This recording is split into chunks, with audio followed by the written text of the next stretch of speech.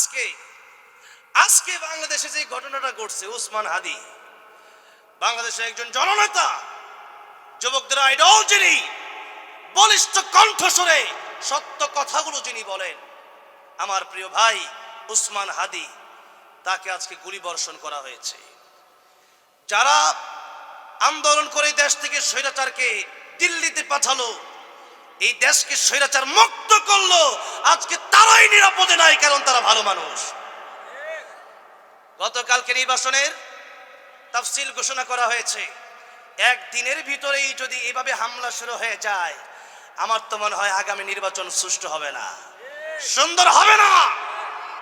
আমরা রক্তপাতের বাংলাদেশ দেখতে চাই না, জুলুমের বাংলাদেশ দেখতে চাই না। আগামীর বাংলাদেশ হবে ইনশাআল্লাহ, আগামীর সংসদ হবে ইনশাআল্লাহ কোরআনের সংসদ, কোরআনের বাংলাদেশ, ঠিক না বেঠে? মানুষ সেই জন্য এখন তাদের জীবনকে বিলিয়ে দিতে রাজি আছে। আজকে সত্য কথাগুলো যারা বলে, কয়েকদিন আগে একজন ব্যারিস্টার, তাকে হামলা করা হলো, আজকে আবার উসমান হাদি সাহেবকে হামলা করা হলো। এমন ন্যাক্কারজনক ঘটনার তীব্র নিন্দা ও প্রতিবাদ জানাচ্ছি আমরা বলতে চাই, খুব দ্রুতই বাংলার জমিনে কারা এগুলি বর্ষণ করলো, কাদের কথা শুনে করলো, এই বিচার করতে হবে। রাজি আছেন না নাই? একটা বিচার না হলে আরো শত শত খুন হবে, আরো শত শত গুম হবে, হামলার শিকার, আরো শত শত হামলার শিকার মানুষ হয়ে যাবে।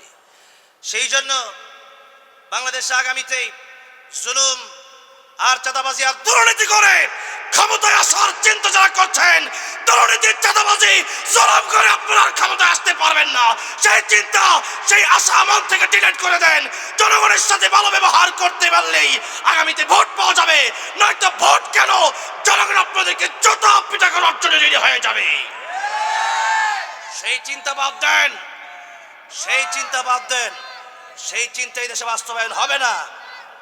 জনগণ রে, 500 টাকা দিয়ে আর ভোট কিনা যাবে না ইনশাআল্লাহ।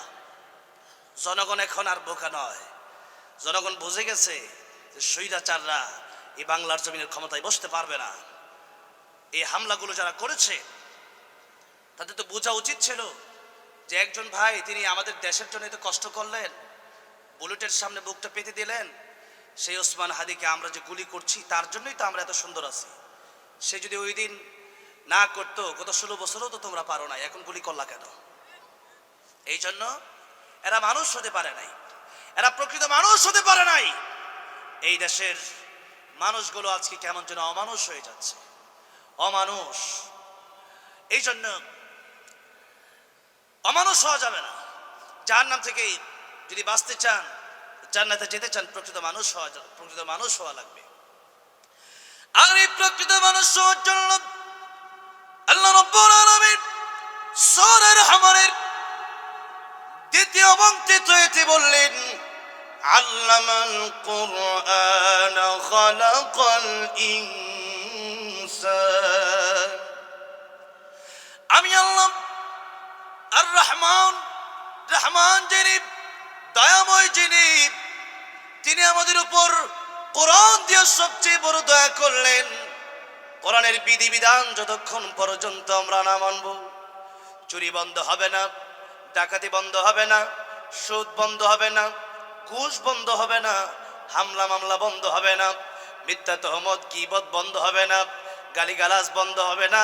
একজন প্রকৃত মানুষ হওয়া ততক্ষণ পর্যন্ত সম্ভব নয়, যতক্ষণ পর্যন্ত মানুষ কোরআন না শিখবে, কোরআন মতো তার নিজের জীবনকে না চালাবে, ততক্ষণ পর্যন্ত প্রকৃত মানুষ হওয়া সম্ভব না। আল্লাহ বলেছেন, আল্লামাল কুরআন খালাকাল ইনসান। আমি আল্লাহ আগে কোরআন শিখালাম, পরে মানুষ বানালাম। আগে কোরআন শিখতে হবে, পরে মানুষ হতে হবে। কিন্তু আমরা তো মনে করি সবাই মানুষ।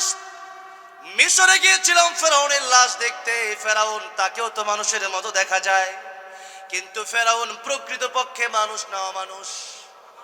বরং আল্লাহ বলেন, কুত্তার চেয়ে ফেরাউন আরো খারাপ। উলাইকা কাল আনআমি বাল হুম আদাল। কুত্তার চেয়ে আরো খারাপ সেই ফেরাউন, সে আবু জাহেল, নমরুদ আর তাদের বর্তমান উত্তরসূরিরা। সুতরাং যদি এমনটা মনে হয় যে আমি কোরআন শিখবো না আর আমি মানুষ হয়ে যাবে, আল্লাহ বলেন না, হওয়া যাবে না। সৌরতে মানুষ হয়ে গেল, সেরতে মানুষ হওয়া যাবে না। প্রকৃতপক্ষে মানুষ হতে গেলে আল্লাহর কোরআন শিখার বিকল্প কোনো রাস্তা পৃথিবীতে আর নাই, ঠিক না বেঠিক?